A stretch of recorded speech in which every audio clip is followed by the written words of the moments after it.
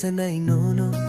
Ani-kani koko Kisa-kisa ang bono no Hamjagwe tongo Bahay ke sanay nono Ani-kani koko Kisa-kisa ang bono no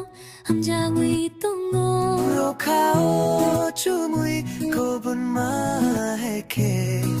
Ang bonong bay kobun ay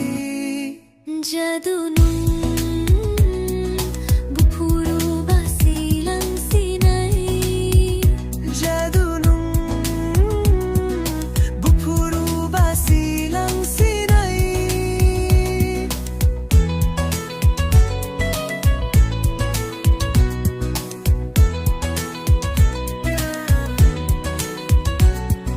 Nung bomboray wamke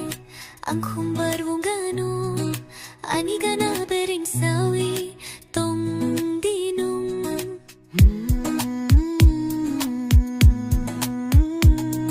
Nung kumpuay wamke ang dongor wong gano Nini bahay bayang motong savano No kao chumuy kobun maheke Ang bonong bay kobun ay Jadu nung bupuro ba silang sinay Jadu nung bupuro ba silang sinay Bahay ke sanay nono Ani-kani koko Kisa-kisa ang bono no Hamjagwe tongo Bahay ke sanay nono Ani-kani koko Kisa-kisa ang bono no Hamjagwe tongo No kao chumuy kobun maheke Ang bonong bay kobun ay Jadu nung bupuro ba silang sinay Jadu nung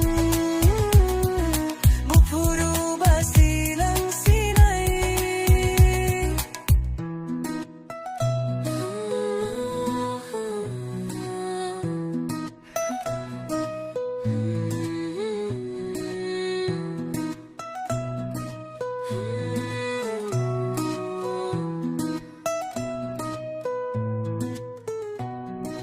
Bahay ke sanay nono Ani-kani koko Kisa-kisa ang bono no Hamjagwe tongo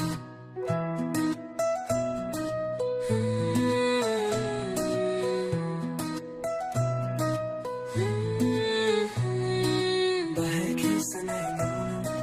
Ani-kani koko Kisa-kisa ang bono no Hamjagwe tongo Bahay ke sanay nono